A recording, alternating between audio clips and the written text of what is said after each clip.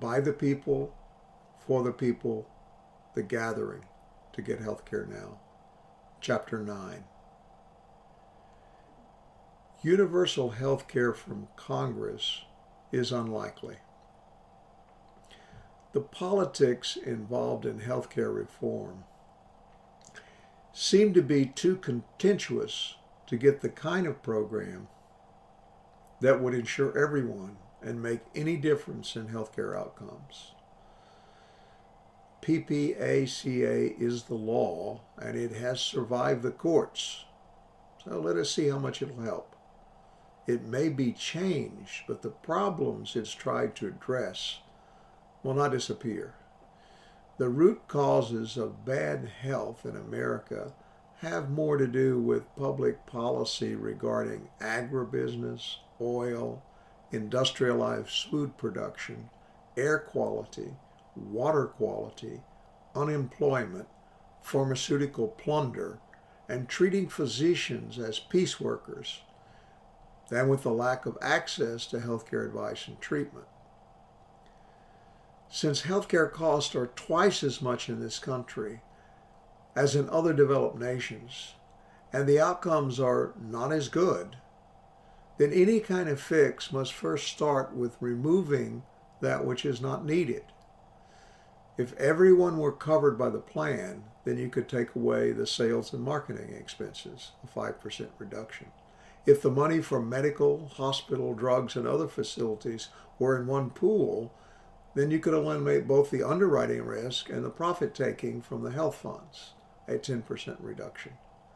If the claims processing were bid competitively, then the cost from experienced and self-insured large groups would be about 3.5% instead of the current rate of 8.5%, another 5% reduction. Finally, if the physicians in hospitals were organized into quality teams, as has been suggested, then the way in which they could be compensated could be based on the types of problems they're trying to solve for their patients, much like the hospitals are paid based on diagnosis. The savings from converting the medical providers to a quality first with matching compensation model would remove much of the waste in the current system by avoiding duplicate and unnecessary services and procedures. Just these changes could fix our system, but they're all dependent on universal coverage. And if not a single fund, then at least a regulated rate for the medical, hospital, and other facilities and drug costs.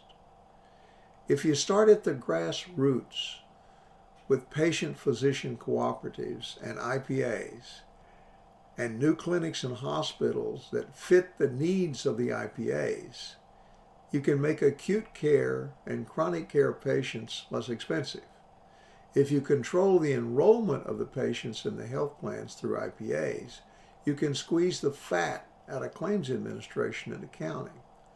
If you don't do something about making food local, water and air pure, energy green, and employment full, then healthcare costs will continue to grow by treatment of diabetes, heart disease, lung disease, kidney failure, war injuries, and all types of mental illness.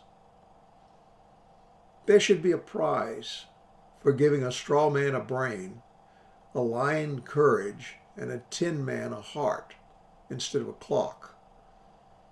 The $10 million prize offered for fixing the healthcare system in the United States is in a competition, and it's not enough. And that's not even 1 month's premium from Medicare for 10,000 patients who are going nowhere in the current system. If the goal of competition is to cut the cost by 50% to make the final 5, then you could do that on paper in 1 day by dumping the profits, administrative and marketing loads, and the cheating that goes on with coding and piecework forms of compensation.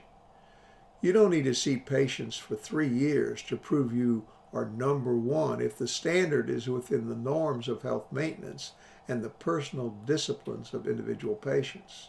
This is really a political battle about how the whole of society is going to become fair, moral, green, and cooperative. The people at the grassroots can get there. The people at the top of the current systems may have to find other work. Many people are too close to the pretend fights between capitalists and socialists to arrive at a political solution for the healthcare delivery system and the unnatural causes of bad health and poverty. If there are stakeholders in the game, and there's a workable solution to unnatural causes of bad health and the corrupting effects of claims and medical records reporting systems, then a compromise is possible. Separate the health fund pool that is used to pay healthcare providers from the third-party claims administration funds. Let the private insurers bid on the administration of the plans and add their price to the universal premium that makes up the health fund pool. The premium would be set by claims paid, but the rates would be age and sex related in 10-year brackets. Patients could enroll through approved administrators with no underwriting risk, and the competition would be between the carriers based on their administrative charges. The benefits would track those of Medicare Advantage plans and the Medicaid plans for the poor, and they would not be loaded with high deductibles and coinsurance, which creates a secondary market in extremely expensive supplemental insurance. The loss ratio on those kinds of policies is set at about 50%, which is at least 40% higher than necessary. Pharmaceuticals would be subject to the same kind of price regulations as the physicians and hospitals are now under. All plans would pay into the Universal Health Fund, whether they are ERISA, commercial, Medicare, or Medicaid. Claims would be paid by the administrators from the Universal Fund. When the government doesn't do this for the citizens, then they should gather to form cooperatives. That is, the citizens should pick their own trustees and do it anyway, because small is beautiful. You can thank G.K. Chesterton and Ernst Schumacher for teaching us these principles and economics, which they learned from the teachings of Pope Pius XI and Pope Leo XIII.